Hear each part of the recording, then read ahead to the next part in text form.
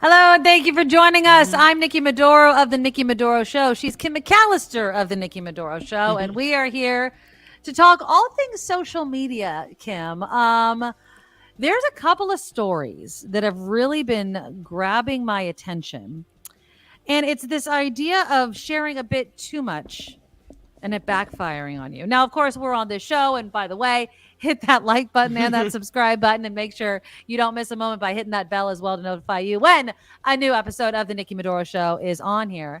And I guess, Kim, like we pride ourselves, we've mentioned this actually recently, being honest, being truthful. But let me ask you this question.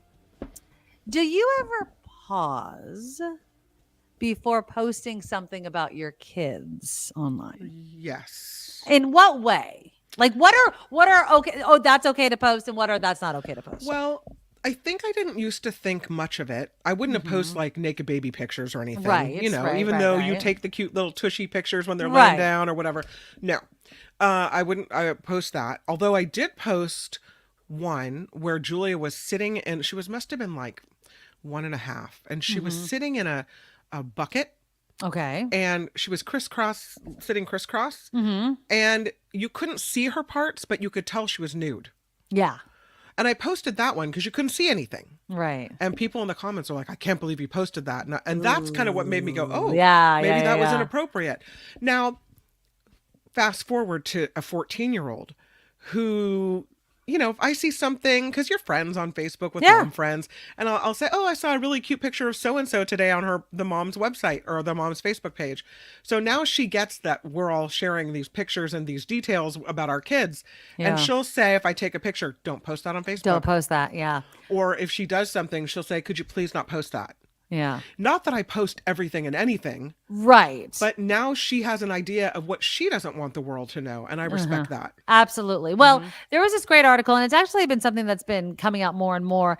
It's as these social media babies are becoming adults, the first social media babies. So think back, right? I mean, I remember being pregnant with my first child because my initial, like, Facebook gives you memories, and like I could totally tell it's because my post would be something simple as it would ask you how you're feeling. Well, I'm feeling tired and pregnant. That was all I would post, right? It was so basic and things like that. And then I remember like what you're talking about, in the tub together, all these sorts of things, and thinking about it. Well, now that these first social media babies are becoming adults, they're leading the way on legislation. And so next month, it's in Illinois. The bill was passed last year, but it's going to come into effect in July. And it basically requires parents, for one thing, to compensate child influencers, because this is a major thing. We've seen it with like the Ruby Frankies. That's a dark side, that other couple that like kind of unlived their whole entire family, right? Like we know the dark side, but not just the dark side. Just the fact that these are kids and maybe they enjoy it, maybe they're tired of it, but they're making a boatload of money for their family by showing their lives off. I know some social media families. I mean, they're kind of low, but high to us average people, but low in like the millions of views or whatever. Look, I follow these people. It seems cheesy to me. I don't think I could be a social media family. They're just I don't know, matching outfits on one hand versus like really awkward and uncomfortable interactions on another. But Illinois is saying, look, if you're going to have your kids and you're going to post them online and you're making money, you need to actually have a blocked trust for these children when they turn 18 or are emancipated. That's what the bill entails in Illinois, and states like California and so many others are kind of following suit and saying, look, these kids are kids. They should have some sort of say on what's posted. And then not only that, now this news report that I'm going to play you right now is from 2023, but the woman that's talking, go ahead. Does that mean I need to pay Jacob for the closing song to this show? No, because I don't make him do it more than once. It was a gift to me, and I only play it one time thing. It was a one-time thing. If I made him do it every time, if I made him bring that ukulele into the office every time, I'd be like, maybe we can kick you some dollars. No. But this woman I'm going to show you is one of the people that's really been leading the charge on child labor laws, compensation, really watching what you post because of what she went through when she was young and what her mother did to her. Her name's Cam Barrett. Cam's mom. Mom sharing moments that were deeply personal, from her first period to photos of her in a bikini as a child. And this moment after Cam was in a car accident. She was right there taking pictures when I'm like strapped to the gurney and I have a neck brace on. And it's like I needed a hand to hold, but like it was like a camera put in my face instead. And so like I think that was the moment I realized I was just like, I don't know. I kind of felt like a product almost because it just like, it's like I needed my mom in that moment. Posting snowballed into an addiction for her mom, while Cam endured bullying online. There would be so many people commenting being like, why is she always sick? Like, what's really wrong with her? Like, is there actually anything wrong with her? It's probably just her anxiety. My mom would make me like her profile picture and stuff. Like, she would get like comments from older men. She didn't know better. You know, the internet was so new to her generation. Parenting expert Leah Plunkett is the author of Parenthood. She says posting online is now an extension of families' everyday lives. The online world is and can be and will continue to be super fun. But she says many parents aren't aware of just who can see their posts. And that's the thing. I just wanted to pause it right here. It's like we think it's innocent, right? Like, oh my God, that's such a cute picture of so-and-so and so-and-so. And you're not thinking about it through the lens of perverts. Really have no reliable way as a parent or really any user of social media of knowing exactly which eyeballs will be on the data that is reflected in your post now or in the future. I had the opportunity to be on a podcast to talk about House Bill 1627. As the first generation of children with oversharing parents grows up, families and lawmakers are now facing the challenge of how to protect kids' privacy on the mostly unregulated internet. So, and basically it's like I mentioned, you know, obviously there's bills that are possibly going to happen that's going to protect these kids. But this is also what stuck out to me in this whole thing. That Cam woman that was talking right there. She's a social media strategist. She has 240,000 followers on TikTok. She talks about sharenting, you know, oversharing and vlogging and things like that. Now, I'm not knocking that. But again, it's like these two things are so interconnected, right? That's the problem. Like you put everything out there because it leads to change in some cases, like this bill that's going to help protect children who are being exploited by their parents. On the other hand, you yourself are benefiting, and I would hope financially, through the many followers you have on the social media that you say is the problem. It's this like sick cycle that society finds itself in. I don't believe that young woman said her mother was receiving messages from older men and that she was naive and didn't understand it. Right. When some older pervy guy messages you, you understand it right away, especially when it pertains to your kid. Exactly. Right? I mean, so I don't buy it. I think she wanted the money and the notoriety and whatever else. And she even said, you know, I was injured and there's my mom worried about documenting the whole thing instead of about helping me out, being my mom. Yeah, exactly. And you know, there's a question of like, hey, everybody's been asking about you, because we do really share things like that. So if you were in an accident and everyone's calling and texting and you don't answer that because you're focused on your kid, and then it's the day to leave the hospital, you have your balloons, your flowers. Hey, can I hey, can I post this? Everyone's wondering. They'd love to see. And you're like, okay, that's fine. Then that's okay. But you have to ask. I mean, now my daughter is a teenager. You know, anytime there's any sort of bikini or it's a question, right? It's like, well, are you going to post that? And not just me. What are they posting? You know, what kind of things are they sharing that they're going to regret down the line? When you're like on your friends, like if you're on Facebook or I don't know if you're on everything, but if you're on Facebook or Instagram, are there any types of posts that you just hate that other parents do or other kids do that just kind of give you the ick? Like for me, well, one, it's like if you're, and I apologize to those that think that this is a career. Anybody that starts posting about an MLM, I'm just like, they got you. Like I feel so sad for my friends that like end up in these. What does that multi-level marketing? Like, oh yeah. I always feel sad for them. I mean, some of them, I guess, work. Like apparently, again, I don't know for sure. I have my doubts, but according to the post, they're doing great. But I just am always, I always feel like they're being taken advantage of. So those ones always are like, oh no, not you. And then it's always The posts that are overly lovey. Like, I'm like, oh God, what's going on in that household? Right. Like, we have to have this gigantic love fest happening on Facebook or something like that. Or what about so and so is top of their class? They're number 2 in their class, and they're valedictorian, and their GPA this semester was 4.25. It was like a 5.0. I didn't even know I could get. It's like the virtual. My student was like student of the month. Yeah. Like, it's like nobody cares. Shut up. I mean, I do care. I do think that parents should applaud their children. I'm just being snarky right now. I really am. No, but there are some people that like It's that all cross the line. time. Yeah. It's what all about the time. mom? I have and this is common. And it's kind of like someone's insecurities or I don't know, idiosyncrasies seep out when they go online.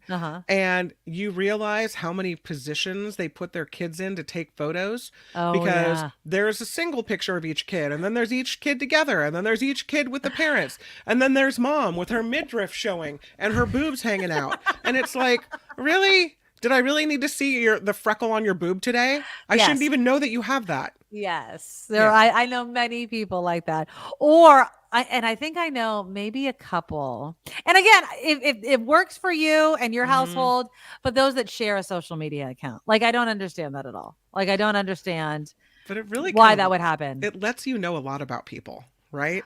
Well, but I don't think it's giving I don't think it's giving trusting energy. Like, you know what I mean? I can access my husband's Facebook page because he doesn't keep me out of any of his stuff. Not that I'd want to, because his Facebook profile bores the crap out of me. And I'm sure mine does the same to him. Like, I don't need to see any more bicycle and gun and boob stuff. You know what I mean? Like, that's not me. So, and mine just filled with news. Boobs? Does he post no, boobs? I'm just talking about, like, you know. I was going to be like, James. No, you can't post like porn on there. It, Jeez. No, but like hot chick stuff. You know what I mean? Like, I like Matthew McConaughey videos. You know what I mean? Like, nobody's interested. My husband's not interested in my Facebook page. But if he was, guess what? He can unlock my phone. My phone literally opens to his face if he wants it to. You know what I mean? So I just feel like people that have a joint account, there's some sort of trust issue there. Like, I need to see everybody that's Jane messaging and you. Bob Smith. Like, what? Like, every message, everything. But if it works for you, it works for you. But I just think that there are certain things that shouldn't be shared. And that brings me to the other story that has been going viral. And I wanted to bring this to you cold because I don't know if you know the story of the crying single mom making her own birthday cake. No. Oh, you don't know the story? Okay, great. I love breaking stories. Okay, so I'm going to start. I'm going to walk you through this. Okay. The twists and turns. Okay, the twists and mother effing turns of this thing. Okay, so first we're going to start with the initial video. Now, I'm going to preface this by saying this initial video has been taken down because of everything that's happened after. But everybody has screenshotted and shared it. So this is it, and I will read it. I'm going to play it for you, and then I'll read kind of what it says. Okay, because I know that it's going to be kind of hard to read. So let's start here. I'll set the scene. It's a mom in a kitchen crying, basically making her own birthday cake. And it says, here we go, sad music. Cue the sad music. Being a single mom is making your own birthday cake on your birthday so that your babies can feel happy they are singing to you. And then she just makes this cake. Okay.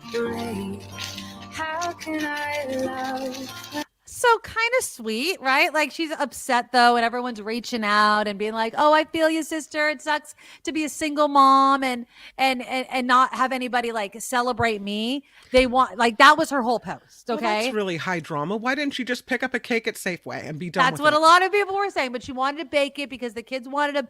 So it was kind of a woe is me, but it resonated with some single moms, especially, were in the comments saying. And I saw that video fresh. I'm just going to let you guys know. For some reason, it had ended up on my For You page. Okay. So I remember seeing that video. And then all of a sudden, it went to the dark side. So now I couldn't. Before you move on, let me just say, it takes a certain kind of person to set up your camera While you're crying and staring. Thank you. I mean, really? Yes. Whatever, lady. But I feel like a lot of people's social media posts can be like that. I will say this. I've had moments of vulnerability where I just kind of, I've done that in the past, so I'm not clean on that. But this did see, with the music and everything that you saw was how it was initially posted. So it was very much tugging at your heartstrings. But again, I'm okay with it. When I initially saw it, I didn't even think what you just said. I was like, yeah, whatever. And I just kept scrolling. Like, oh, sucks to be a single mom. I know single moms, and it does kind of suck, right? Like nobody's pampering you. You're taking care of the kids. It can be tough. Okay. Oh. Then ex-hubby gets into the debate. And this is off Reddit because again, I'll explain more as it goes. This original post is no longer on TikTok. Okay. So here's what ex-husband posts. Okay, so here's the video. Oh, here we go. So I've been sent this video a lot over the last few days. People asking my thoughts and my comments on it. And before anyone says, oh, you don't know her situation or, you don't know what she's going through. Well, I do because I lived it. I'm her ex-husband, and right now I have full custody of our kids. This is our parent agreement. As you can see, I have all weekdays and weekends, time sharing with the kids, all at holiday academic breaks. And for her to get any rights back to the kids, these are the things that she needs to do. And yes, child support, she owes that. It's up to over $21,000. Whoa. She's a mother and doesn't pay child support. She was then arrested for check fraud, and during that hearing, it turned out that it was found that she stole almost $1 million from another guy. What? And also she faked cancer in the past. These are scans that she would send and post on her page before. Oh, you're muted. Oh my God, this is crazy. This story. Yeah, he's totally blowing her up. Okay, like, oh my God, she's lying. She's a scam artist. But then she claps back at him and basically says, he's a Scientologist. He's been lying to me, gaslighting me, but I'm not going to talk badly about the father of my children. I never talk badly about the father in so many terms. I'm not going to play every single video because it's gone back and forth. She did like 4 response videos. She's like, I'm not going to go back and forth with this dude. I don't speak poorly about my ex-husband in front of my kids, but this X, Y, and Z is what happened. She brought in Scientology and all sorts of things. She admitted to the mistakes though that she has made, but she's like, I've never dedicated a whole page to discussing him ever. He then created an entire new Facebook page. Her name is Elizabeth Teckenbach or something like that. His TikTok handle is Reinventing Elizabeth. Wow. And he basically goes off about how he, the criminal justice system doesn't work for husbands, blah, blah, blah, blah, blah. So now everyone's taking either, his name is Andrew Comier or something like that, either Team Andrew or Team Elizabeth. This is my opinion. This is the sort of crap that doesn't belong on TikTok. No. You know what I mean? Like he took it, and I will say this. I blame, yes, she started it with the crying video, but she didn't call him out. She didn't say anything bad about him. She was expressing an emotion, kind of a fed up feeling, whether it was artificial or not, whatever, whether her kids were even there when she was baking the cake. Who cares? Yeah. I think that anybody, man or woman that's a single parent, has understood how difficult it is doing it all on your own. Unless she was using that video to say, please support me. Right. Or getting money to this GoFundMe or something. And it did get like a million views, I think, or over 1 million views, the original video. I just feel like, just to kind of bring it back around to the social media babies, this is where we've gone, right? Where not only, and because let's think about this objectively, they do have children. They do have children whose parents are now part of this whole viral video series. Yep. You don't think that these kids are going to be harmed by this? Yep. You don't, even the crying video. And again, I have empathy towards anyone that goes through something like that, whether hers is genuine or not. How do you think those kids are going to feel when the kids at school find, oh, I saw your mom bawling on TikTok? Right. We really do need to, and even go back go back through our videos and be like, let me just delete that. You know what I mean? Like maybe it hasn't gone viral now, but who knows what's going to happen. And that's what we need to do, because social media, if you don't delete this crap, it could be forever. Yeah. And some of your worst moments could be caught forever online. And my heart just kind of goes out, not to her and not to him, but to those freaking kids. It really, really does. So yeah. No, I completely agree. I'm team kids. I'm not team Elizabeth or Andrew. I'm team kids. Exactly. Yeah. You have a video though of something that's gone viral on social media, and I do have a fun end of the show Friday. It's kind of a Friday food, but I don't know if it's going to be a Friday food to kind of tease you guys with towards the end. But let's first, speaking of, just kind of being caught on camera and then it going viral online. This is hilarious. So I might have to fast forward this video a little bit, but this is out of Michigan. Okay. This guy is supposed to appear in court. And he doesn't appear in court. So they get him on Zoom. Okay. And he's in the car. He's driving to his doctor's appointment. And the judge, which I guess in 2024, it's fine, right? Sure, I guess this you is would sort think. Of a thing. Unless you have a suspended driver's license and the judge realizes it. And he's like, no. Exactly. Right? Okay. So that's what happened. This guy appears at his court hearing over Zoom for these charges that he's facing while he's driving. And the county judge revokes his bail and orders him to turn himself into the local county jail this very same day. And wait till you see the guy's face. I love this. So it takes a minute for the judge to catch on about this is what's happening, right? But let me show you. But when he does, video. the realization is friggin' hilarious. And look on his so face. Funny. Trust me, this is worth the price of admission. This is fantastic. Here you go. Court calls case People versus Corey Harris. I'm still on behalf of Pittsfield Township. I love Assistant Public Defender Natalie Tate for Mr. Harris, who should be present in Zoom. There he is. Mr. Harris, are you driving? Actually, I'm pulling into my doctor's office, actually. So just give me 1 second. I'm parking right now. Now look at the judge. Look at his face. I think he's starting to realize it. At this point, he's probably thinking, I think I saw something in the paperwork about a suspended like right there, his hand. He's like, I'm pulling in right now at this second. Yes, I am. All right. He's so proud of what are we doing? Your Honor, we are respectfully requesting an adjournment in this matter, up possibly 2 to 4 weeks if the court would allow. Oh no! Now he realizes it. Look at his face. He's like, wait a minute. Wait a minute. And he's like, okay. So maybe I don't understand something. This is a license suspended. That is correct, Your Honor. Look at the guy's face. He was just driving, and he didn't have a license. The guy's mouth drops open. The defendant. Oh no! Dumbass. That's what the charge is, Your Honor. Yes. No, I'm looking at his record. He doesn't have a license. He's suspended and he's just driving. That is correct, Your Honor. Look at that guy's face. I don't even know why he would do that. The judge is Defendant's bond is revoked in this matter. Defendant has turned himself into the Washington County Jail by 6 p.m. today. Failure to turn himself in will result in a bench warrant with no bond. God, I love it. That is so funny. What a dumbass. And then you better not drive your ass to the jail either. Like, don't do that either. Get dropped off, moron. Can you believe that? I mean, talk about not taking a suspended driver's license seriously. He probably forgot. He probably forgot. Yeah. How do you forget? If your driver's license is suspended, you cannot been suspended drive. for a long time.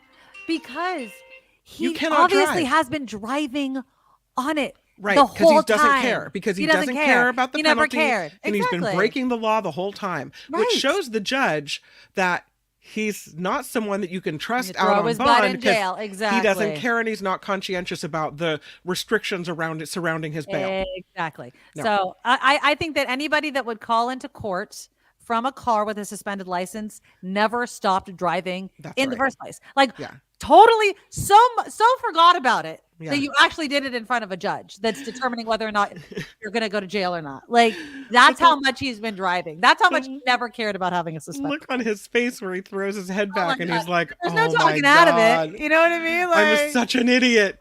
He could have been like, it's an autonomous car. Wasn't actually driving.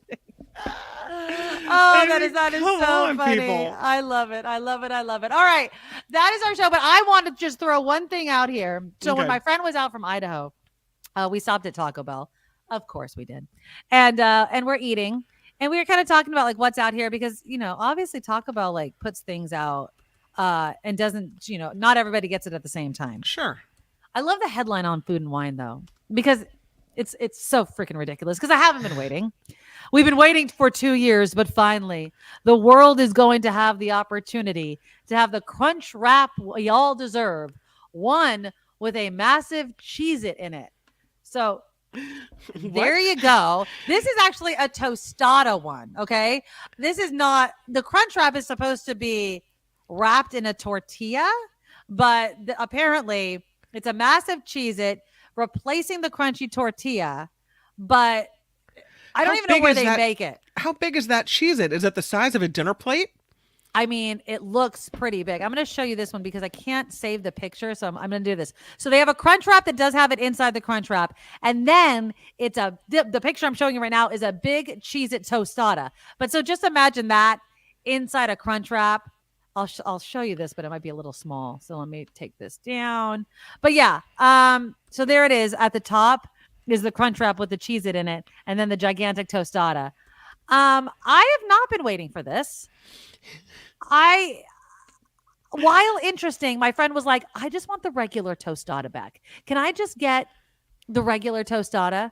Which I don't know how you would order it because they obviously have the flat tortilla that they put in the regular crunch wrap. But thank you to, I think it was Calvin or somebody sent this in because they know, oh, there you go. That's a regular crunch wrap. Now imagine, see that little thin tortilla right in the middle right there? Yeah. Imagine that as a giant Cheez-It. I love Cheez-Its though. If I had to choose a cracker that I couldn't just eat one, I would say Cheez-Its. But the regular one, not the Toasties. I don't like that. Oh, there you go. That's a better picture. Yeah, you can see the Cheez-It in there. You see the Cheez-It in there. Right and there. then, but I don't know. The tostada looks like it would just be a big old friggin' mess trying to bite into that thick ass thing. I don't know. It kind of looks like almost like a bite-sized tostada. It doesn't look huge, that giant Cheez-It. I feel like it's going to be the same size as a regular tostada. I mean, a crunch wrap is probably the size a 6-inch tortilla, I would say. Maybe a little bit bigger. But yeah, so that's apparently coming all over the place. Oh, an update. Well, this is an update from a while ago. This is an update from a long time ago on the Taco Bell website. No, never mind. It's not new. Yeah, so no, early access is May 30th through June 5th for app users. Nationwide, it's going to happen June 6th. And then it ends July 17th. They always start these things out. They give you a taste, and then they take it away. Although they did bring back, they had taken away the chicken crispanada that I had done a little video on. And then I noticed it back when I was down in Morgan Hill. It was back there. I don't know. It was gone. It was back. Taco Bell, you're messing with my heart and my taste buds. So very much. All right. Thank you all for being here. Please, you guys, click the thumbs up button. Show your support for the show. We really do appreciate it. And we can't do the show without your financial support as well. So if you can, please go to thenikkimadoroshow.com. Our Patreon link is there. If you could donate any amount you can afford one time a month, $10, $20, whatever you can afford, we would appreciate it so very much. PayPal is also very, very easy. We love PayPal. Go to paypal.com, hit the send button, and then put in thenikkimadoroshow@gmail.com. All of the links, by the way, can always be found in the about section of each and every video. So you just click the more under the screen right there, and you'll see all of the links. And then, of course, support our sponsor, Auntie Tabby's Island Flavors. She makes delicious sauces, a guava barbecue sauce, hot sauces, hibiscus, and pineapple. They're so good. They're perfect for summertime. And if you go to auntietabbies.com on your screen, use the coupon code NIKKIM, NIKKIM, 10% off every single time you order. Not just once, every single time you order, because you're going to run out of the sauce. I'm telling you, it's absolutely delicious. So support Auntie Tabby's. It's perfect for the summertime, and it's getting hot. It's perfect barbecue season. All right, until next time, you guys. Love ya. Bye-bye. Nikki, you're all so awesome. Miss Brown, like a beautiful blossom. You're all so the best. I really can't rest. You're all so awesome.